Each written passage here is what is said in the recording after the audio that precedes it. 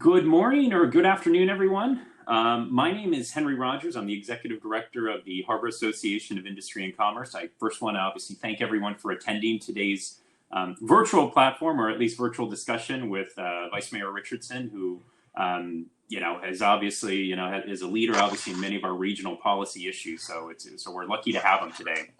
The HAIC, I think we've all been, this last year has been trying on everyone, and the organization and in general as well. So we've had to really pivot many of our programmings. We made sure we still keep them very timely, very relevant, but we've jumped onto virtual platforms. And the platform we're on today, I think, tries to at least humanize some of our interactions, even though we're maybe several miles apart from each other. We do have a great slate of programming for the rest of the year, so please visit our website if you have any questions on that. And I'd like to turn it over to our new president for 2021, Ms. Kat Janowitz from Ecotech. She's hit the ground running and has been fantastic to work with. So Kat, all yours. Thanks, Henry. Hello, everyone, and welcome to our first HAIC event in 2021. Aren't we happy that the 2020 is over? And isn't REMO a platform so cool? When I saw the tables, it brought back so many great memories, and I'm so happy that we can relate and feel this being together again. So until we meet in person again, this seems like really fantastic new virtual setup. And about a week ago, you've got my message. So, and thank you for the warm replies. We are still battling the deadly virus and other difficulties, but I see hope in the light of the end of the tunnel. At the Harbor Association of Industry and Commerce, we have new programming, as Henry mentioned. We will continue HAIC's incredible legacy and our dedicated work on advocacy and education. In response to COVID-19, our virtual discussions are free to members, and we strive to make our events short and worth your while. We have a few thank yous, as it was a group effort to put together today's discussion with Vice Mayor Richardson, who is also an upcoming board member of AKMD. Congratulations. Thank you, Vice Mayor, for your time and accessibility. Your staff has been excellent to work with. I want to thank our 2021 HAIC Board of Directors and our programs committee members. And while working on my book, Chasing Zero, I did some research on nonprofits in California. Never before. I was looking at our engagement in organizations like HAIC through the lens of economic development. California is the 5th economy in the world, and nonprofits contribute 15% of that. It was eye-opening for me. So don't hesitate to join HAIC and help shape our economy and make a difference. Take a look at our website and feel free to talk to our Executive Director, Henry Rogers. Thank you all for attending and participating. And now, please welcome our past president, Kimia Katami, to introduce today's speaker and moderator. Do we have Kimia? You know what? I'm trying to get her on right now. Worst case scenario, I think you'll probably have to hear from me one more time. But at the end of the day, let me actually start off with a quick little introduction of actually our two speakers, and one speaker and one moderator. So I'm pulling up bios. Okay. All right, let me actually start with Francis Keeler as a Vice President of the California Council for Environmental and Economic Balance. Having joined the Council in April 2019, long familiar with CCEB's project work, Francis led the South Coast Air Project and the Bay Area Area Project as a project manager, and additional responsibilities in strategic management across all CCEB projects. Francis brings to CCEB many years of experience working across California's environmental policy and regulatory issues. Most recently, as a senior counsel for Clyde & Co., US LLP, she represented industrial engineering and shipping companies before multiple regulatory entities, including air pollution control agencies, the California Air Resources Board, and the California State Land Commissions and US Environmental Protection Agency. She has extensive experience in state and federal Clean Air Acts, district, state, and federal regulatory development, permitting, credit trading, global climate change, and environmental compliance auditing. Prior to her private practice law background, Frances held numerous positions at the South Coast Air Quality Management District, including positions in environment and district council. Frances has also been involved in the development of air quality management plans and rules that implement the plan, has extensive experience in permitting and compliance issues, and has been actively involved in the state and federal programs to regulate non-road sources such as locomotives, marine vessels, and ground support equipment. She held numerous leadership roles in environmental and community capacities, including the CSU Maritime Foundation, Future Ports, Women's International Shipping and Trading Association, and the Harbor Association of Industry and Commerce, among others, and continues her involvement. Now, we also have Mr. Vice Mayor Rex Richardson. Rex Richardson was elected to the Long Beach City Council in 2014 to represent the neighborhoods of North Long Beach and District 9, and serves as chair of the Economic Development Committee and the Long Beach Housing Authority. Councilmember Richardson's history in Long Beach is grounded in advocating for our most vulnerable residents and empowering communities to have a seat at the table and an opportunity to thrive. Citywide, Councilmember Richardson has worked to shift the culture of City Hall by embracing a systematic and collaborative approach to solving the city's challenges. Richardson championed the creation of Long Beach Office Equality to help address the economic and health disparities affecting Long Beach neighborhoods, and spearheading a number of innovative initiatives and provide more opportunities to close the gap for our vulnerable populations, including Long Beach My Brother's Keepers Initiative and the PATH Young Adult Diversion Program. Representing the 9th District, he has led North Long Beach on a roadmap to its renaissance by placing a focus on economic and community revitalization and major infrastructure investments like the new Michelle Obama Neighborhood Library, Houghton Park, Community Center, and new retail development and the Creative Corridor mural projects. Most recently, Councilmember Richardson launched the Everyone In, an initiative designed to create local economies that include and benefit every Long Beach resident. Rex and his wife, Nina, and daughters Ilana and Mila, are proud residents of the Collins neighborhood in North Long Beach. Vice Mayor Richardson, welcome. Frances, thank you for your time. I'm going to go off and we'll start in. Thanks, Henry. Great, thank you, Henry and Kat, for your introductions.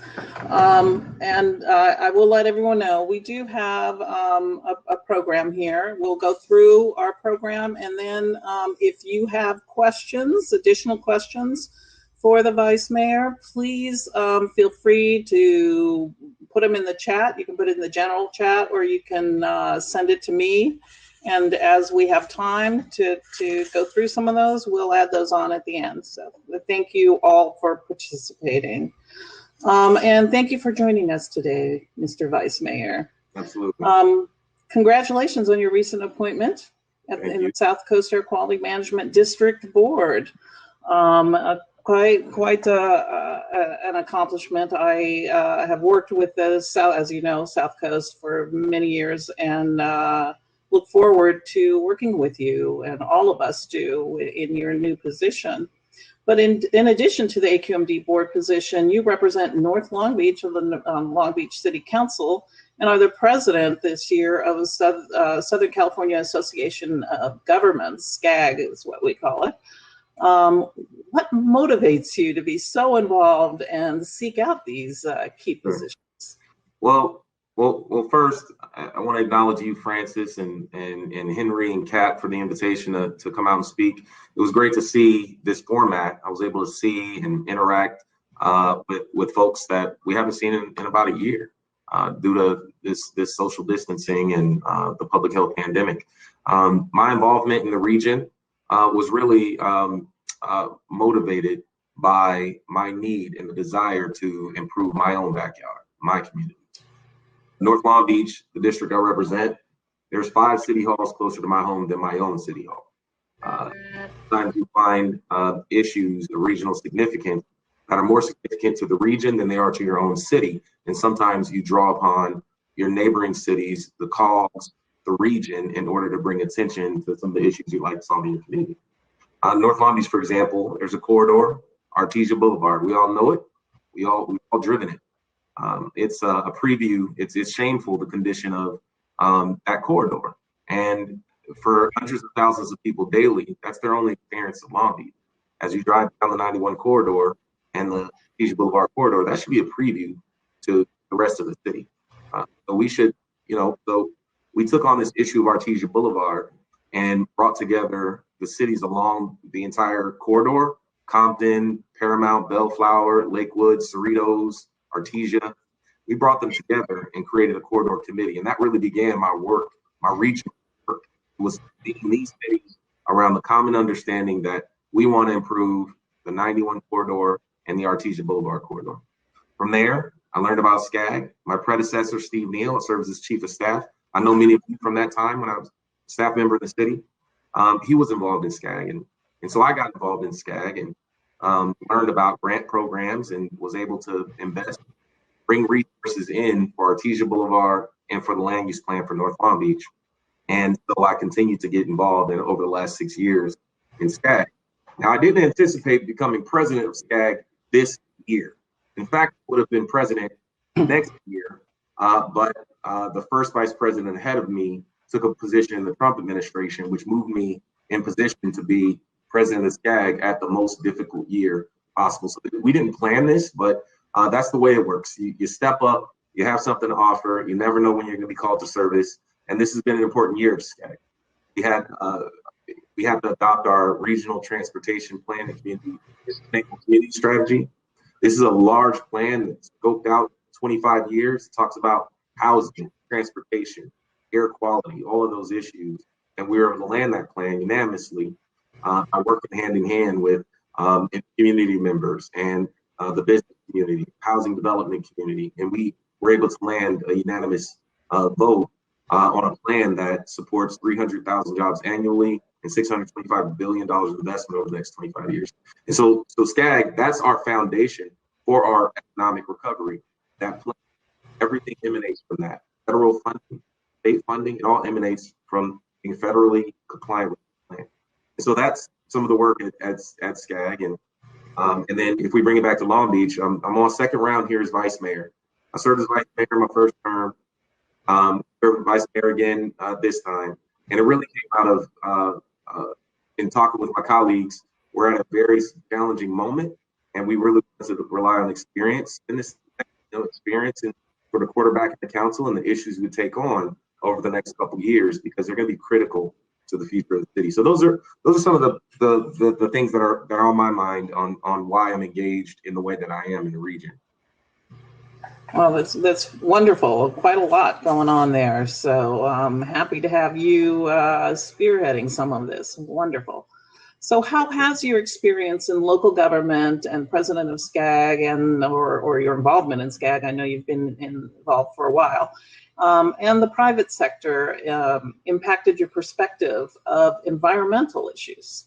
Sure. Well, I would say having the perspective as SCAG president, being a city council member, part-time at that, I have a full-time job.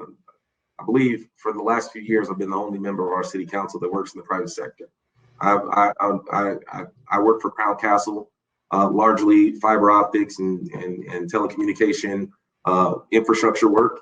And so having the perspective, with a hat that I go to work every day. I have to work, but also I pay attention to what's happening in the region, how that influences my own backyard. Being able to triangulate those roles and understand how it's, like Michelle Obama said, it's really not that hard once you get to those tables with everyone with all these degrees. And I'm just a guy from Cal State Dominguez Hills. It's really not that hard. It's really about bringing people together and speaking the same language, a common tongue where our interests intersect and making progress where you see that everyone can win. I have a motto in Long Beach: when everyone's in, everyone wins. So find that table where everyone's interests intersect and begin winning. That's what Southern California has to do. That's what America has to do. And I think that's what people are interested in. And so, so my role in the private sector, having served on city council, SCAG, all of those things really help me understand how everything fits together. The role of planning, the role of land use, local decision-making, regional bodies. A lot of times the conflicts are where one role ends and the next begins, and things slip through the cracks at the seams. You were earlier, I heard you talking about land use as a local government thing. I think it was either you, Francis, or some. I was at a lot of tables, right? Where land use ends and maybe regional government begins or state government begins. The question right now, the issue right now is that people are blurring the lines, and it's unclear where those lines are. And maybe the lines need to change, but maybe that's the conversation that we have. But we all understand that we're at a point where we do need to agree on certain deliverables and tangibles for the quality of life of our residents and balance that with economic interests. Right. So as SCAG president this year, what major goals do you have for that organization? Sure. Well, the big work we got done, which is the Connect SoCal plan. It's a 25-year plan. We talked about it. Significant investments. But we all know that everything has changed due to COVID-19. And we all should be marching to the same beat, same drum beat in terms of the economic recovery. Now, I'm leading an effort to chart an inclusive economic recovery for Southern California. SCAG represents about half of the state of California, 19 million people, 191 cities, and 6 counties. And we're on course now. We had a summit in December themed Charting an Inclusive Recovery, where we brought 500 people together from development community to policymakers and community members together to begin the discussion on what does an inclusive Southern California look like. How do we accelerate the strategies in Connect SoCal plan to create a foundation for a more inclusive Southern California? And what that looks like for us is a few strategies. We're rolling out some grant programs to get more people to the table, working with California Community Foundation and others. And we're on course to release a plan, an inclusive Southern California recovery plan by May of this year. And that plan should be used really as a way to help facilitate more production, more development, for facilitate transportation, broadband spending, investment, in a way where everyone seeks the benefit. The other thing that's important is we all know with the new presidential administration, there's interest right now in stimulus and infrastructure. Well, we have the plan already. SCAG's role as a facilitator will be to work with folks like HAIC, folks like AQMD, to make sure that we have one, and the ports, to make sure that we have one strategy for Southern California where we know what our asks are as it relates to port infrastructure, clean vehicle infrastructure, roads and broadband and housing, and we know that we're going to need funding for these things. Then we should have a coordinated advocacy strategy to the federal government for Southern California. We can't win alone and everyone make a different ask. Right now, we're at a moment where we have to work together and how we coordinate. So SCAG's going to help facilitate some of that role as well in the months to come. Wonderful. We understand that so far you've not had the opportunity to attend an AQMD board meeting, and you're not getting sworn in until next month's board meeting, the February meeting. Is that correct? Okay. Right. The AQMD is just now beginning to work on its 2022 air quality management plan. Right. And that is the blueprint on how South Coast Air Basin, which is the non-desert portions of the 4 counties, will come into compliance with state and federal ambient air quality standards. As I'm sure you are aware, SCAG also has a role in developing the AQMP, as well as the Air Resources Board. So those 3 agencies together actually put together the plan. Right. So for our listeners who might not be familiar with the plan development, the Health and Safety Code provides that SCAG prepares the regional demographic projections that include housing, transportation, and employment projections, as well as developing transportation strategies.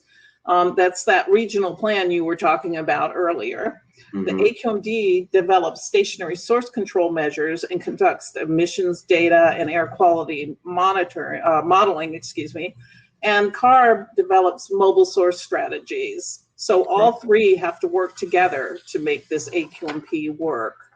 How do you plan to use your dual role to help in the development of the AQMP? Well, so a couple things. So thank you for noting that I haven't started yet, right? Right. So that starts That starts in February. Just had a conversation with Chairman Burke about the committees and where I want to serve, and I expressed a lot of interest in the port and engaged in work at the port. And you know, the unique part about the role that I have is we're not appointed by the speaker. I'm not appointed by the speaker or the Senate Pro Tem. I'm elected by 51 mayors, and a lot of people in this room know those mayors and those council members. And so there has to be integrity in how I make decisions and how I approach the board. And my commitment to 51 mayors has been, if something impacts your backyard, I'm going to count on your council. But on issues of larger regional significance, I'm going to go to why we are there, why this board exists, and it's to clean the air, and that should be the North Star of what we focus on. We by law have to balance economic impacts with these strategies, and that's within the charge of what you do on this board. But also, I'm not interested in joining a board for the sake of joining a board. I don't have to join this board just to sit up and hear about all the problems on why we can't make progress. My interest is finding out where the interests intersect and building, like I talked about. Run up the score where you can win. On a lot of these issues, with like you mentioned, all these different agencies, there's alignment, and we need to talk more about where that alignment exists. In terms of our role at SCAG, my presidency ends in June, and it's a 1-year presidency. My goal is once I finish my role at SCAG, a SCAG president, I get to become the immediate past president. That means I don't have to go to all the meetings anymore. I get to go to the ones I want to go to. Get to get involved in just what I want to get involved in. And I plan to do that. So I'll probably get more involved in AQMD and less involved in SCAG after May. So this is sort of a balancing act. Same thing in Long Beach. When I took on my role as vice mayor, I was chair of, I'm currently chair of Housing Authority and state legislation and economic development. I've given it all up when I switched to vice mayor. You only have so much capacity and bandwidth. So others are going to have to step up and lead, and I'm going to play supportive roles there. But my job here, I think, is to help be a facilitator and to help move things along. That's why I joined the board. We all saw the LA Times article about what's ahead for us. Everyone's got skin in the game in this discussion on air quality. The people at this, here in this meeting have skin in the game. I have skin in the game, given I live in the community at the intersection of 710 91 freeway. I also have skin in the game in that I want to see our port, I want to see our community thrive and boom. I want a thriving, booming Long Beach economy. That's what I want. But I also know that we're going to need to make sure that we control the outcomes on these things and we invest in clean air. We make these things happen before we lose control of it. The last thing you want as a local policymaker is to lose power to a state or federal authority because we haven't been responsible about getting things done. And that's my interest. Getting things done in a way that people feel good about it, and we're doing the right thing, and we can meet our commitments, like the commitments the port's made to clean air, and we haven't moved forward on. That's something I feel that we need to figure out. How can we, in good faith, really be good stewards if we can't keep our word? And we need to be, and that's just something. I moved here from Alabama. My great grandfather and my great grandfather was a sharecropper. Right. And my mother, she integrated schools 50 years ago when she was in second grade. And our values are you tell the truth and you do what you say you're going to do. And that's one thing that we're going to have to do as a region. We're going to have to own up to and figure out our path forward. We're not going to defer to others to do that for us. So I look forward to seeing how this fits in with the governing board that we have at South Coast. I think you're adding a new dynamic, and I think it's a good one. So we'll see how that goes. The HIC is comprised of businesses that depend on the port's success. The ports and the goods movement supply chain are huge economic drivers, as you just mentioned, in the region. But the AQMD seems to be focusing on measures, in particular indirect source measures, that may have a large economic impact on this sector. Mm-hmm. As an elected official with a port, what different perspective, as we just discussed, can you bring to SCAG and AQMD governing board? Well, I think I touched on, the attitude about it. It's, we're going to have to figure out a path forward. and I want to be, I want to be sincere, but also clear that, you really shouldn't take hard positions on very specific policies, because you know this, Francis, with your experience, it could be used against you to conflict you out on votes. But what I can say is that it's important to work together. I understand that. As an elected official in the area with a port, directly within the port mitigation zone, I understand the pressure points, I would say, and the sensitivities on certain issues. But I also know that we have targets, air quality targets we need to meet, and there's federal attainment levels that need to be met, and the agency has a responsibility to put plans forward to get there, and strategies forward to get there. And the angel is going to be in the details, whether the support at the board is there to develop certain strategies. Strategies believe that they will actually attain the levels you need to attain. I think there certainly needs to be a lot of engagement with all parties to make sure that the air quality management plan itself is something that is embraced, and a lot of transparency, and people understand how it's happened. So nothing should really be developed in a vacuum. But at the same time, I want to go back to this point that I underscored earlier. If we as a region don't act, someone else will. If we don't act, the federal government or the state government will act. So we need to get our act together. And I want to respect everyone who's been a part of it. I need to listen and certainly learn, particularly from folks who are intimately engaged in it. And I know that significant experiences at AQMD and at our ports. But there's something good about bringing a fresh perspective to the board. Sometimes you can ask questions that may seem like, hey, we had this discussion a year ago. Well, let's have it again. Let's revisit it. So I certainly appreciate the harbor area interest in the businesses for making sure that we promote a thriving, booming economy. I think we all stand to benefit from a thriving, booming economy. We, as council members, we're trained to talk about how 43% of all trade in the United States comes through our combined seaports, and how 180,000 jobs in the region are supported directly from our ports. These are things that we constantly talk about. But as a comic book fan, and I think Josh LaParga appreciate this, with great power comes great responsibility. Sorry, a little corny, Francis. There you go.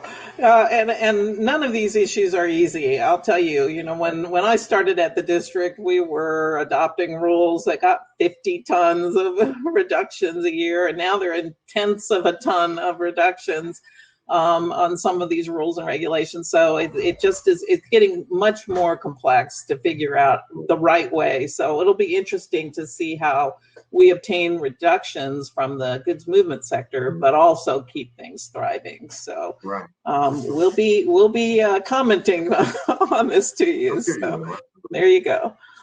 One of the biggest issues that the AQMD faces in developing control strategies is the statutory limitations on the agency's authority. The Federal Clean Air Act preempts the AQMD from regulating on-road and non-road vehicles, so basically mobile sources. Yet it gives the limits to the states also. Only California, in fact, has the authority, with approval from the EPA, to adopt true mobile source measures. So therefore, the district has the authority to only to adopt what's called indirect source measures. Right. The intent is to allow the states the ability to control the sources that attract mobile sources, stopping short of controlling the mobile sources themselves. So again, there's the whole, the issue of being able to have these sources go state to state without being over-regulated. So interstate commerce issues. So, but the indirect source measures directed at the goods movement industry by South Coast currently being developed seem to focus on regulating the vehicles themselves. So it's a very fine line And so how do you what will you do to try to make sure the AQMD does not cross the line into preempted measures?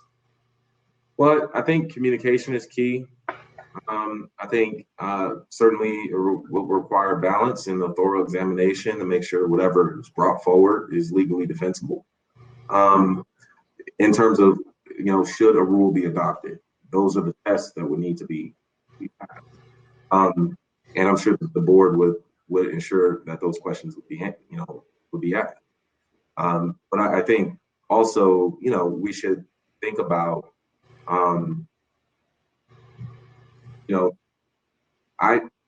again, my district is where the 710 and 91 freeways intersect. We certainly have, warehouses and trucking facilities and all of those things. And I'm going to put on my city council member hat. What do you offer a council member when you want to see development happen? Sometimes you've seen spaces where in 50 years, 70 years, no development in industrial spaces. You want to improve all your life. Warehouse comes, modernize it, clean up from what it was, and you can certainly, as a council, talk about land use and what's appropriate there in the zoning. You can make it industrial, heavy, light, neo-industrial. But then the community will ask you the question, what about those trucks that are coming to this warehouse? What can you do as a city council member on those trucks? Guess what? There's not a lot city council members can do. Exactly. There's not a lot. So someone has to ask the question, and there needs to be a response to that question. At least AQMD is trying to figure out a way to answer that question, because not answering the question is not acceptable anymore. Now, it doesn't have to be. That doesn't have to be. There's more than one way to skin a cat. It doesn't have to be the answer. But it's going to have to come forward in 2021. We're going to have to figure it out. So my interest here will be for the average person who lives next to that warehouse, what is the answer for them? That council member who wants to do something and wants that economic development in their community. There's something I've learned. A lot of times you have different interests, 3 or 4 interests on almost anything. You probably have a labor interest, a business interest, a community interest, and environmental interest. And whoever gets the most of them on the same page wins. You get 3 out of 4 on the same page or 2 out of 3 on the same page wins. How do you create opportunities on this issue with warehouses where enough people win? That's just what it is. Maybe it's not on the rule side. Maybe it's on the program side. Why aren't the trucks modernized and clean? How much money is it going to cost, and are we willing to go that direction? Well, at some point, there has to be balance. There has to be an answer to the question. I'm talking around the seams without taking positions directly on this, but I think that's where my frame of mind is. What is the answer? Yeah, and again, we know you're coming up to speed on these issues. It's going to be trial by fire a little bit. Unfortunately, there's everyone says drinking from the fire hose. There are a lot of issues on the table at the AQMD. So again, we're here. We're a resource. We're happy to help you out and understand things. So please feel free to reach out if there's anything more we can do to help you. And so I understand that it's a complex issue. I mean, the indirect source rules they've been trying to work on them for the last 2 or 3 years. So it's not simple. And so good luck, I can say. So turning to another complex issue, let's just hit them all in once. AB 617 is another important issue that's being addressed by the AQMD. It requires the AQMD to identify communities impacted by pollution and to develop plans to reduce emissions in those particular areas in consultation with community-based organizations, affected sources, and local government. I strongly believe that business is a member of the community and needs to be part of the solution. But there are some community members who do not want industry to have a voice. Mm-hmm. So what can you do to ensure that we have an open dialogue between the district and all stakeholders in the impacted areas, and in particular in the West Long Beach, Wilmington, Carson area, which is one of these identified communities? Mm-hmm. Well, the AB 617 policy, it calls for steering committees, and I know the steering committee for AB 617 Long Beach is already in place. And so I think that's important to make sure you have those steering committees in place and that people of the local community, like the reason it was established isn't because the industry hasn't had a voice. The reason AB 617 was established was because of the case that the people, the resident, hadn't had like a codified legal seat at the table within these communities. So that's the first standard, to make sure those people have a seat at the table. And then as it relates to industry, I think there's a lot of pathways for advocacy and to be engaged. I think district and board level communication is important and key. The move the needle within these communities, a big issue is funding. Funding, there isn't that with funding to move the needle in West Palm Beach and other areas. The strategies are there. West Palm Beach livability plan will make a real difference in the AB 617 community, but it still lacks funding to be implemented. There's some mitigation strategy dollars through the port that could go, but it still is not robust enough to create a real meaningful difference there. But I like what the governor is talking about, $50 million split up amongst the AB 617 communities. That's certainly gonna help. You got to talk about incentives, right? How the industry and how business kind of plays into it. How do you incentivize different behavior within these AB 617 communities? I think that's something I'm interested in learning more about and seeing what it can be and what our ports and what our cities can do. So it's a large, it's a large conversation on AB 617 communities, but I just want to not deviate and always remember the reason why it was established. It was around people. Right. Yeah, and it is, unfortunately, there are people in certain communities that are impacted more by the sources than others. But I also know that a lot of as you get into the communities and you see more of this, you'll note that the staff is trying to identify what are those actual sources that are impacting. A lot of times it's mobile sources, freeways, things like that. It really depends on the community what the sources are that are impacting. But it's also important to note that a lot of expertise and ideas will come from industry on how they can help. And I think that's always going to be important to have all of those voices in the discussion so that we can all work together to that common goal. No one wants to see anyone adversely impacted by any kind of pollution, whether it's water, air, or whatever. So we all want to work together and have that open dialogue. The COVID-19, let's turn to another big issue. Here we go. Right. The COVID-19 pandemic has changed the way we all do business. Obviously, it's had a huge toll on many businesses. So we know a lot of people are out of work. And this is also reflected at the AQMD by a decline in permit applications and emission fees that the AQMD collects. I just was in a meeting on their budget, and they said it looks like new permits are down 20%. So revenue from new permits is down 20%. And emission fees look like they're going to be down about 20%. So emissions are going down. You pay fees on what you emit. So we're looking at a 20% reduction.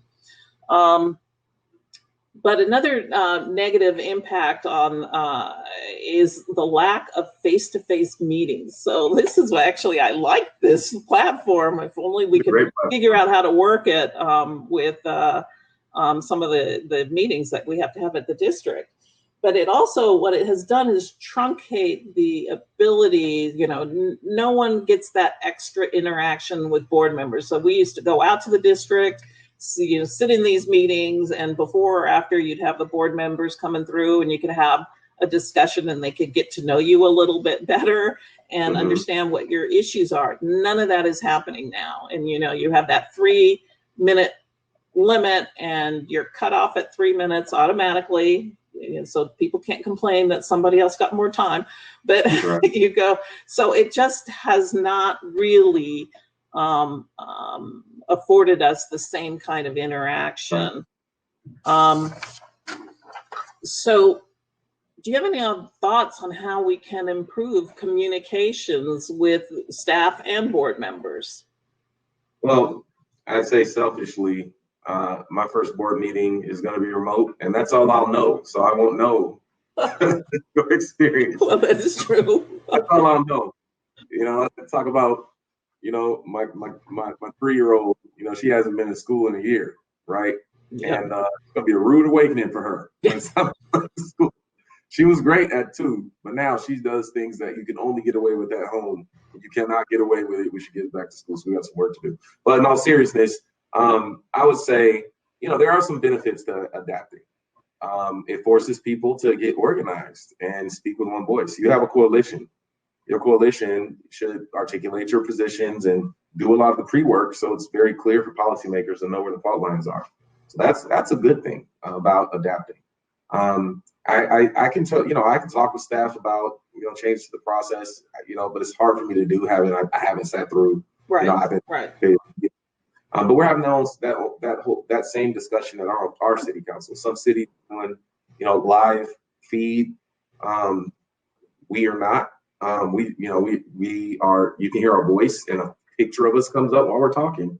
And I can acknowledge people want to see their council members, but I also know that if I were at my office, it'd be a lot easier. But I have a 3-year-old that's been knocking on this door. I don't know if you've heard her.